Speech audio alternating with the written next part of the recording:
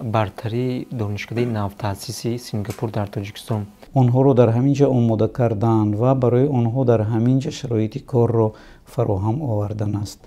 ولی متاسفانه بیشتر آنها بعد از ختم صاحب کار نمیشوند. آنها وضعیت رو آموخته وابسته به همون مجبور میشوند که با مهاجرت رو آورند. مدل های تعلیمی خود رو تهیه میکنند. آیا جانب تاجیکستان تجربه این کشورها رو آموخته است؟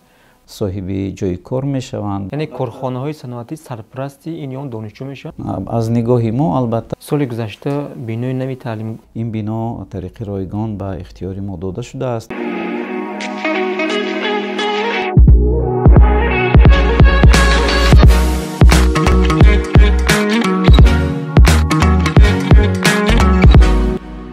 سلام بیننده عزیز، این نشر چهارم برنامه با دلیل است که از طریق نشریه تاجیکستان و سامانه پرستیجی منظور شما میگردد. مهمان نوبتی ما رکتور فیلیال دانشکده رشد منیجمنت سینگاپور در شهر دوشنبه دکتر علمی فیلولوژی پروفسور زیندین مختارف هستند. صد خوش آمدید. ما در این برنامه اطراف یکی از مؤسسات با نفوذ سینگاپور که سال گذشته در شهر دوشنبه رسما به فعالیت آغاز کرد با راهبر این مؤسسه عالی هم صحبت میشویم درباره شرایط تحصیل، آماده کردن متخصصان در بازار مهنت رقابت پذیر و تا کجا امتیازها برای دانشجویان در این دانشکده پیشنهاد شده است و شما معلومات بیشتر خواهیم داد. استاد خوش آمدید. قبلا میخواستم کمی درباره فعالیت این دانشکده برای ما معلومات دهید. دانشکده رشد منیجمنت سینگاپور در شهر دوشنبه این نمایندگی یا فیلیالی هم دانشکده رشد منیجمنت در سینگاپور است که این دانشکده فعالیتی بیش از نیم عصره دارد و سال 1956 در همون مرحله هایی که جمهوری سینگاپور نیز در قدم های اولین خود را در راه استقلالیت میگذاشت، این مؤسسه در همون دوره ها تأسیس یافت. البته نقش این مؤسسه تحصیلات عالی کسبی در جمهوری سینگاپور امروز خیلی نظررس و خیلی نمایان است در سمت آماده کردن متخصصان صاحب اختصاص در رشته های خیلی گوناگون و بیش از 26 اختصاص در این دانشکده صاحب کسب می شوند جوانان و در مؤسسه های خیلی گوناگونی با نفوذ هم جمهوری سینگاپور و هم کشورهای آسیای جنوبی و همچنین در کشورهای گوناگون عالم به فعالیت مشغول هستند. البته هدف های اساسی تأسیس این مؤسسه تحصیلات عالی کسبی در جمهوری تاجیکستان با همون هدف های استراتژی جمهوری تاجیکستان ربط ناگسستنی دارد و این عقیده ها و این اندیشه های حفظ اقتدار کسبی جوانان در کشور، آماده کردن متخصصان ورزیده در جمهوری ما، البته در دایره هم هدف های استراتژی و هم در دایره قرار و معیار حقوقی جمهوری تاجیکستان تاکید شدند. اقدام نخستین این بود که هنوز سال 2020 30 ایون پرزیدنت دانشکده رشد منیجمنت سینگاپور محترم دکتر اریک خان با رئیس شهر دوشنبه محترم رستم امامعلی اعلامیه همکاری درباره تأسیس این مؤسسه امضا کردند و از همون لحظه علاقه تشبس ها پیش گرفته شد برای انتخاب اختصاص ها در کدام سمت ها آماده نمودن متخصصان. البته در دوام گفت و شنیدهای پی در پی راه اندازی شدند. سال 2022 ماه اوگوست علاقه مؤسسه به طور رسمی از فعالیت خود اعلام کرد. برتری دانشکده نوتأسیسی سینگاپور در تاجیکستان در مقایسه با مؤسسه عالی که در شهر دوشنبه فعالیت دارند در چی است؟ مثلا چی وادار میکنه یک نفری را که محض محصل همین دانشکده شما گردد؟ ما همگان میدانیم بسیار دانشگاه های عالی کشورهای خارجی واردی تاجیکستان میشند و با برابر گذرانیدن تبلیغات امتحان ها گذرانیده دانشجویان را به کشورهای خارجی به تحصیل میبرند و این البته خیلی خوب هم هست برای آنکه дар куҷое набошад, мутахассисони мо, ҷавонони мо вақте ки соҳибкасб мешаванд, албатта барои рушди ватани худ, рушди диёри худ ҳар оина саҳм мегузоранд. яъне ба ҳамин вазъият назар карда мо ба чунин хулоса омада будем ки хеле хуб мешуд ки ҳамон имкониятҳои касбомӯзӣ, имкониятҳои касби камол ва таҳсили илм дар доираи стандартҳои байналмилалие ки ҷавонои мо дар кишварҳои хориҷӣ мегиранд, дар ҳамин худи Тоҷикистон фароҳам оварда шавад. Ва ин як роҳи хуби нигаҳ доштани ҳамон иқтидори зеҳнии ҷавонон дар кишвар, онҳоро дар ҳамин ҷа омода кардан ва барои онҳо дар ҳамин ҷа шароити корро фароҳам овардан аст.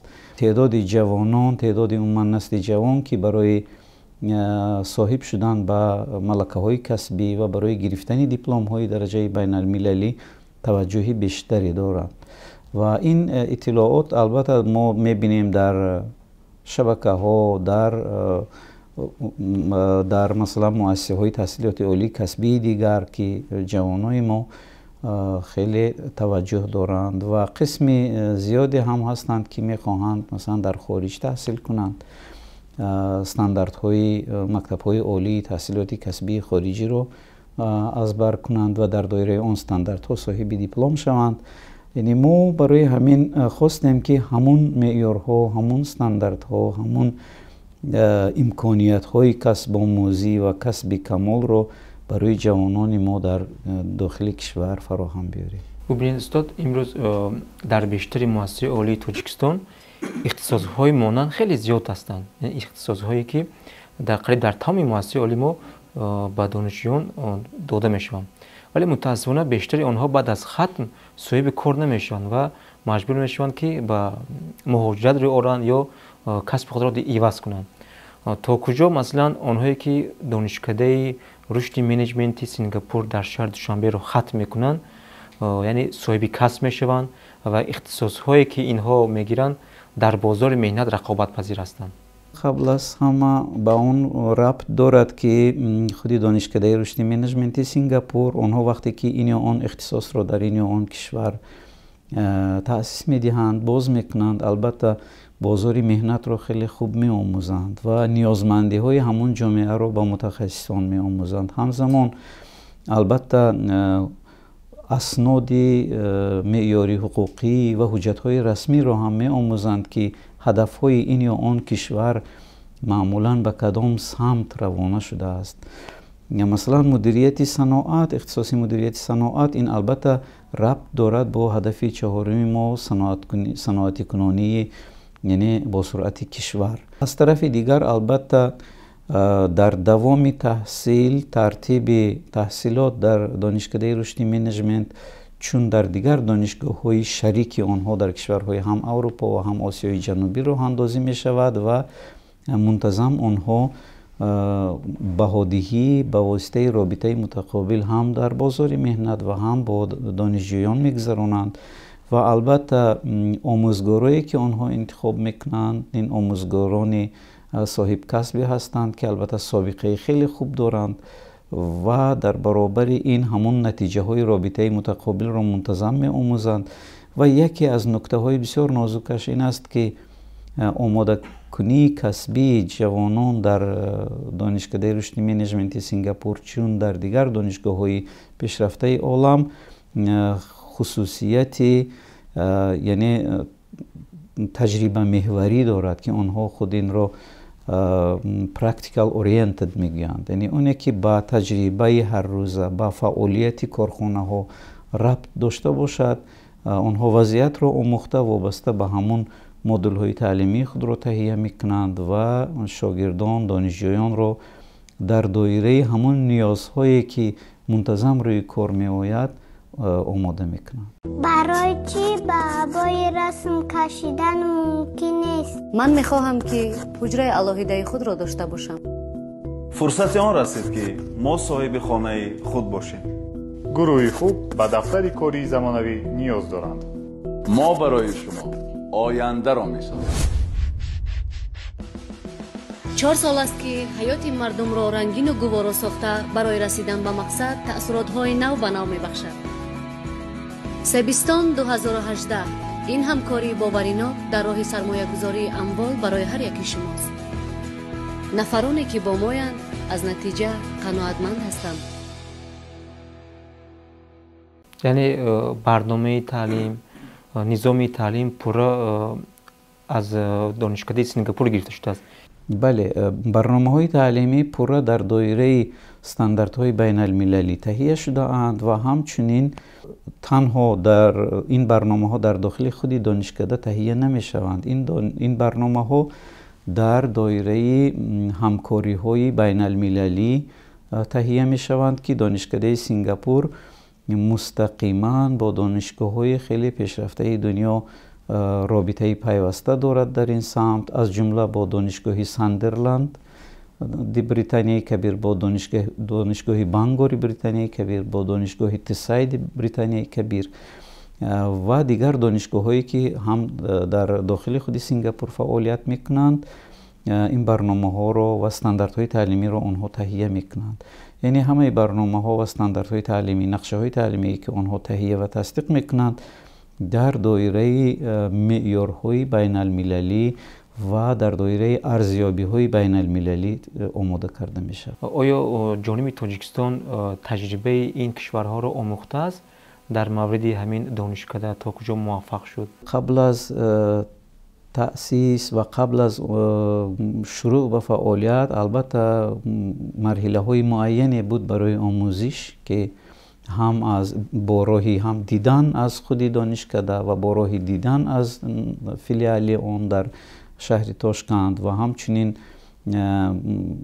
با واسطه سفرهایی که ما داشتیم یعنی آموخته شد و نتیجه گیری ها روی دست آمدند، روی کار آمدند و ما از آنها خلاصه ضروری رو برآوردیم. البته در مثال نمایندگی این دانشکده در شهر تاشکند نتیجه های آنها خیلی خوب است و حالا آنها حدود نزدیک 5000 دانشجو دارند و ختم کنندگان آن در دوام سال و 2 سال بعد از ختم اکثریت آنها صاحب جای کار می شوند، نه فقط در بازار داخلی کشور خودشان و همچنین آنها در سطح بین المللی نیز صاحب جای کار می شوند برای آنکه تحصیلات به زبان انگلیسی در دایره استانداردهایی که در سطح بین المللی اعتراف شده است راه اندازی می شود. شما مطمئن هستید که این دانشگاه با آغاز فعالیت در دوشنبه موفق خواهد شد؟ محض با همین هدف ها ما دنبال این کار هستیم. بله. عموما بسیار دانشگاه های ما ببینید در طریق شرطنامه‌ای دانشجویان تحصیل میکنند و بعضی اختصاص ها خیلی در دانشگاه هم هستن نرخ تحصیل. در دانشکده شما چگونه است؟ در دانشکده ما نیز گروه های شرطنامه‌ای هم هست و گروه های شرطنامه‌ای ما از روی نشان داده که آنها خودی طرف سینگاپور پیشنهاد نموده بود پیشتر این 40,000 سامانی بود و ما البته مباحثه های خیلی بردوام صحبت ها و بعضی نکته ها رو براشون اساسناک کردیم و اون رو متوانستیم که در موافقه با آنها تا 20% پایین فراریم، یعنی با 32,000 سامانی فراریم. ما در برابر این ما حاضر تلاش ورزیده ایستاده ایم و مطمئنیم که موفق هم خواهیم شد برای جدا کردن جایهای بودجوی از طرف بخش خصوصی که علاقه مؤسسه های گوناگون رضایت خود را پیشنهاد کردند، از طرف بخش خصوصی و هم از طرف بعضی کارخانه های واحد دولتی نیز پیشنهاد شده ایستاده است برای جدا کردن جایهای بودجوی که دانشجو توسط پرداخت آن مؤسسه تحصیل میکند و بعد از ختم در مؤسسه علاقه برای او جای کار هم تأمین کرده می شود، جای کار پیشنهاد کرده می شود و به فعالیت خود شروع میکند. یعنی کارخانه های صنعتی سرپرستی این دانشجو میشن و بعد از خود این دانشجویان در همین کارخانه ها فعالیتشون ادامه میدن. بله بله، این یکی از راه‌های بسیار از نگاه ما البته این یکی از راه‌های بسیار خوبی حفظی همون امکانیت و اقتدار ذهنی جوانان هست که تا که بیرون ریزی نشود و برای آنها علاقه هم جای کار در همینجا تامین شود، ملکه های کسبی خودشان هم در اینجا رشد دهند و نتیجه های دستاوردهایی که در دانشگاه برای خود به دست آورده بودند آنها رو در زندگی جامعه خود وطن خود تطبیق نمایند. البته مسئله های پرداخت تحصیل این است که در خود جمهوری سینگاپور در دیگر کشورها وقتی که دانشجویان به خارج برای تحصیل می روند اون مبلغ ها خیلی مبلغ های هنگفت و کلان هست. از این خاطر این مبلغ های کمتری که ما تلاش کردیم که تا این حد پایین بیاریم خیلی از اون مبلغ ها در خارج فرق میکند.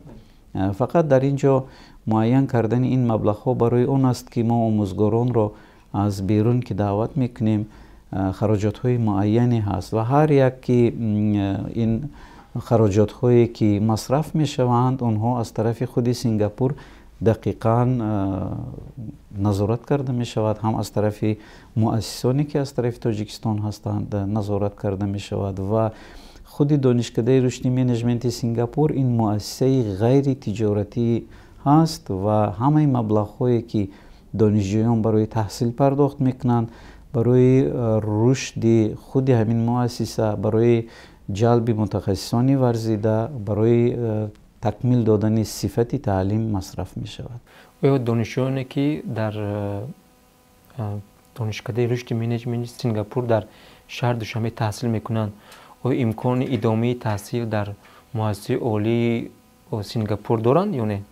بله با پرگی دارند، یعنی حتی امکان انتقال که ما آن را ترانسفر میگیم بعد از ختم سال اول دانشجوی ما میتواند که انتقال کند با دانشکده رشد منیجمنت سینگاپور.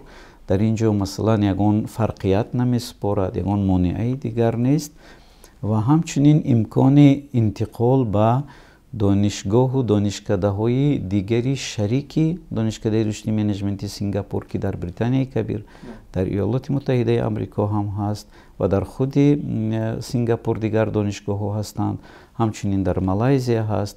یعنی در این دانشگاه ها دانشجویان ما می توانند که انتقال گیرند و تحصیل را دوام دهند. همچنین آنها می توانند که 1 سال یا 2 سال تحصیل را در آنجا دوام دهند و حتی می توانند که بیایند اینجا سال آخر را در اینجا ختم کنند یا برعکس در اینجا تا سال 3 تحصیل کنند، سال ختم را در دانشگاه های شریک هم برای دوشنبه و هم برای دیگر نمایندگی ها و نمایندگی های این دانشکده و هم در خود دانشکده در سینگاپور همون دیپلم یگانه، نمونه یگانه دیپلم ها داده می شود. بله. این زمان چند نفر حجت سپردند برای شامل شدن به این دانشگاه و نقشه قبول چند نفر است؟ توجه مردم کم نیست، مردم زیاد مراجعت میکنند و ما مرحله به مرحله مثلا 10 نفر 12 نفر وقتی که نام نویس میشوند طول 1 هفته یا 2 هفته پایان هفته عادتا روزهای شنبه امتحان زبان انگلیسی میسپارند.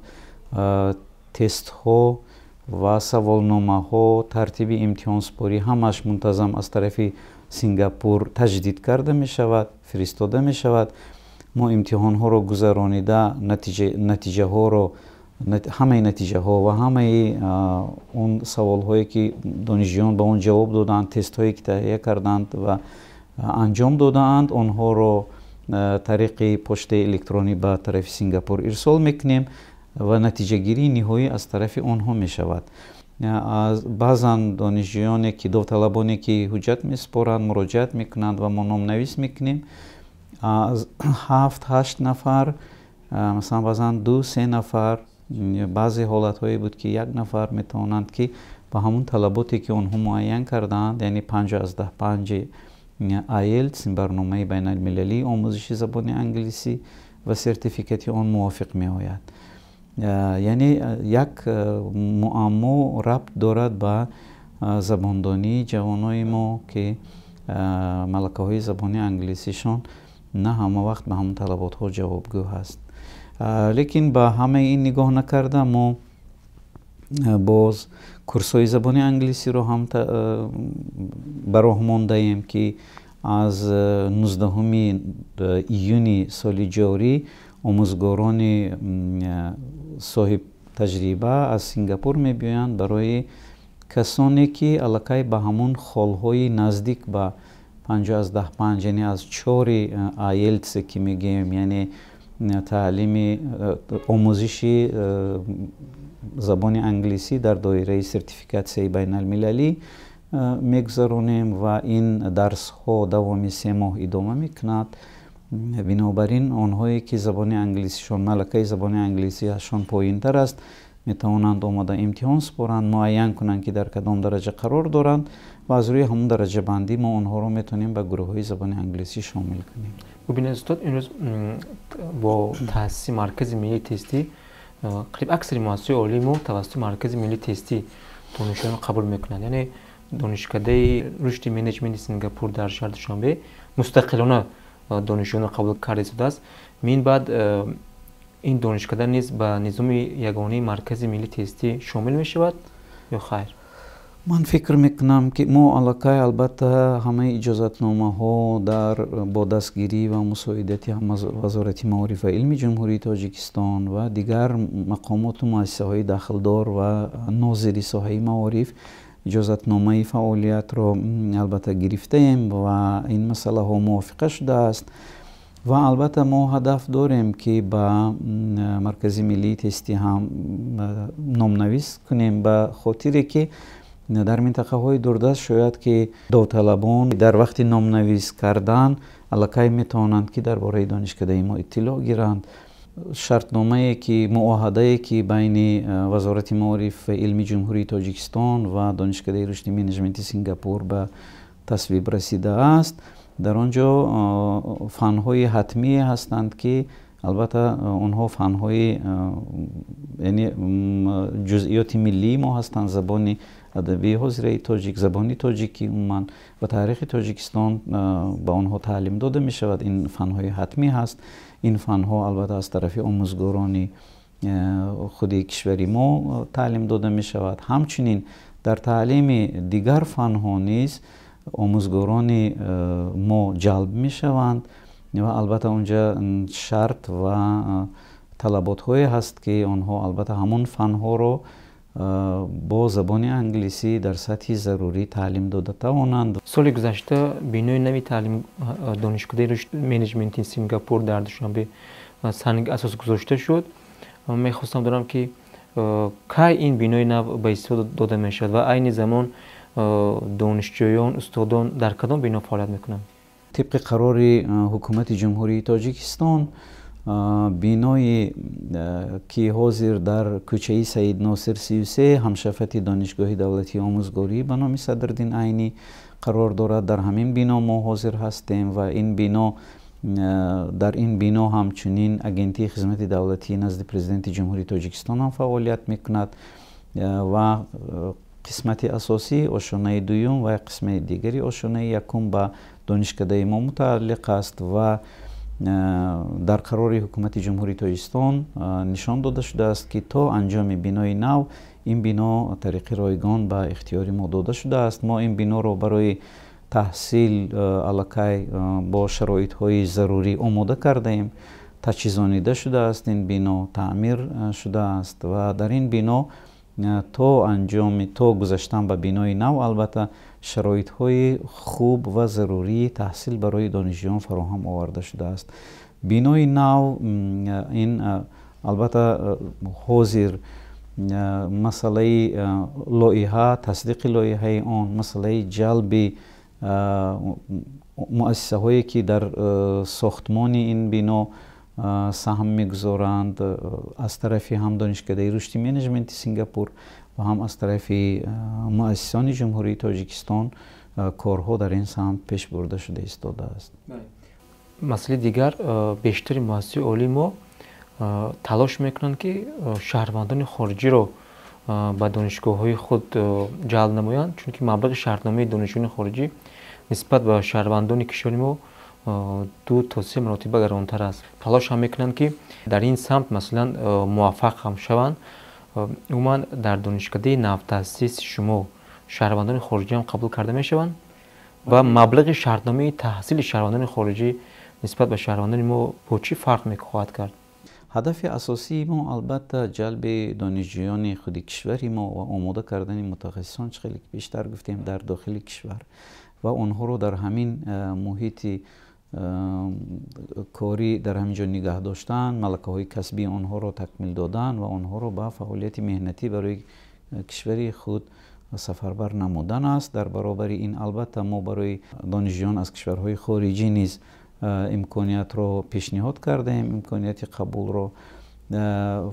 البته فرق پرداخت هست، فرق پرداخت تا 20% از پرداخت دانشجویانی که از شهروندی جمهوری تاجیکستان هستند، یعنی تا 20% فرق میکند. و البته مراجعت ها هم هستند از کشورهای خارجی، از دانشجویان داوطلبان کشورهای خارجی که آنها میتوانند، ما البته سامانه هم داریم، طریق آنلاین هم ثبت نام میشوند و اگر حجت های ضروری، سرتیفیکت های داخلداری زبان انگلیسی داشته باشند، آنها میتوانند طریق پرداخت شرطنامه الکی شامل دانشکده شوند. اونایی که دانش دارد اما شرایط مالی ندارد و میخواهد دانشجوی دانشکده شما شود، چی باید کند؟ البته ما این نکته ها رو هم در نظر داریم. برای همین پیشتر هم که گفتم ما مکتوب هم پیشنهاد کردیم به مؤسسه ها، به بخش خصوصی، به مقامات دولتی و با موافقه هم تا جای با موافقه نیز رسیدیم، یعنی جایهای بودجویی که جدا می شوند. البته پیش از همه این جایها برای دانشجویانی که امکانیت های محدود جسمانی دارند و یتیمان کل که هستند و امکانیت پرداخت ندارند، برای آنها ما این جایهای بودجویی را پیشنهاد میکنیم. همچنین البته دانشجویانی که امکانیت محدود مالیوی دارند میتوانند که برای جایهای بودجویی تلاش ورزند و برای این جایها را صاحب شوند. اونهایی که شرایط اقامت در دوشنبه ندارند، یعنی دانشجویان بیرون از دوشنبه هستند، با خوابگاه تامین میشوند؟ ما حالا حاضر خود دانشکده دقیقاً که خوابگاه خود را هنوز نداریم. البته با مؤسسه های دیگری تحصیلات عالی کسبی می توانیم با موافقه رسیم و در خوابگاه های آنها تا وقتی که بینای ما بینا، کامپوس و شرایط خوابگاه را تامین میکنیم. این به گمان غالب از حدود 2 تا 3 سال ادامه میکند. با مؤسسه های تحصیلات عالی کسبی مطمئنم که به موافقه میرسیم و اونهایی که برای این جایها نیاز دارند دانشکده میتواند که از حساب جایهای دیگر مؤسسه های تحصیلات عالی کسبی این جایها را گرفته تامین کند. یعنی در بینای نوی که آینده به استفاده داده می شود خوابگاه نیز به نظر گرفته شده است؟ بله، هم خوابگاه، هم لابراتوری های تعلیمی،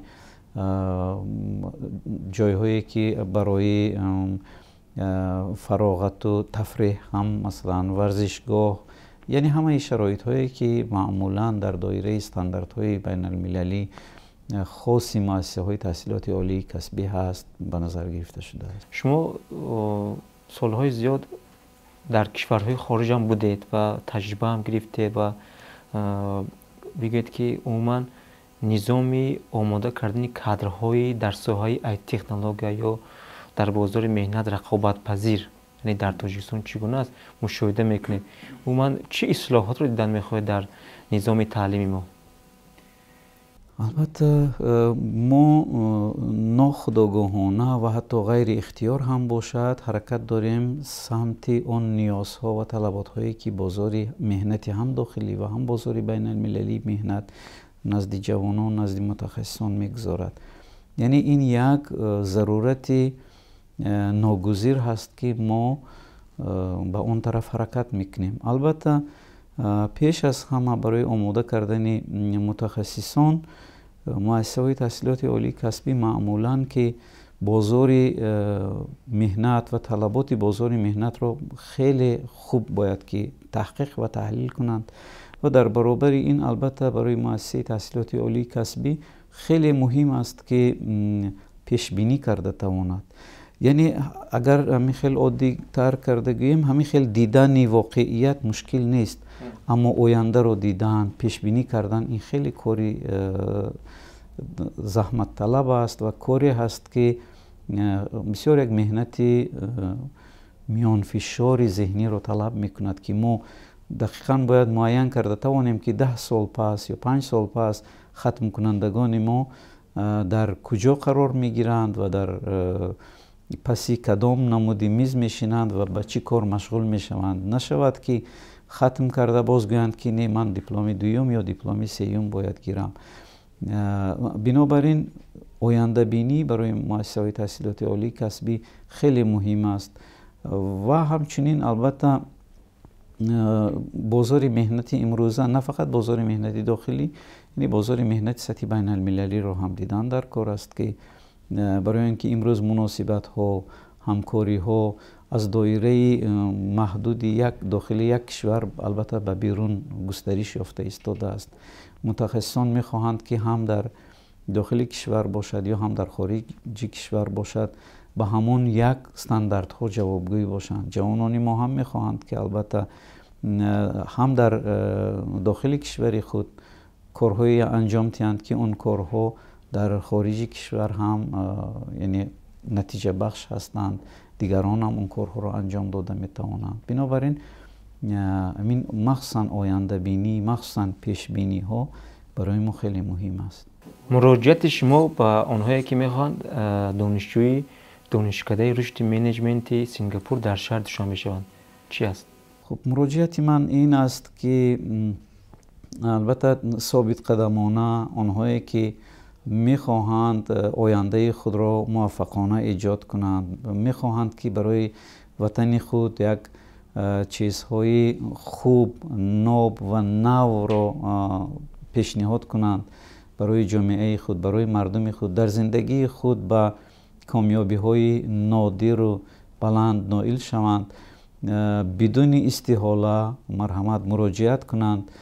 می توانند که دانشجوی خودشان سنجیده ببینند و معین کنند سطح دانش خودشان و البته ضمن مراجعت برای آنها باز درهای دیگری نو حتما باز می شود. یعنی قبل حجت ها تا که همین مگردی؟ ما تا پایان ماه اوگوست منتظم حجت ها را قبول میکنیم. داوطلبان می توانند مراجعت کنند و منتظم وقتی که تعداد معینی مراجعت کنندگان 10-12 نفر که شد ما در حال امتحان میگذرانیم، نتیجه ها رو از طرف سنگاپور میگیریم و برای آنها البته خبر میدهیم که آنها دانشجو شدند یا زبان انگلیسیشون باید که تکمیل تیند و همه قدم های من بعد رو برای داوطلبان ما دقیقاً میرسانیم. سپاس برای صحبت استاد. سلامت باشید. تشکر برای دعوت.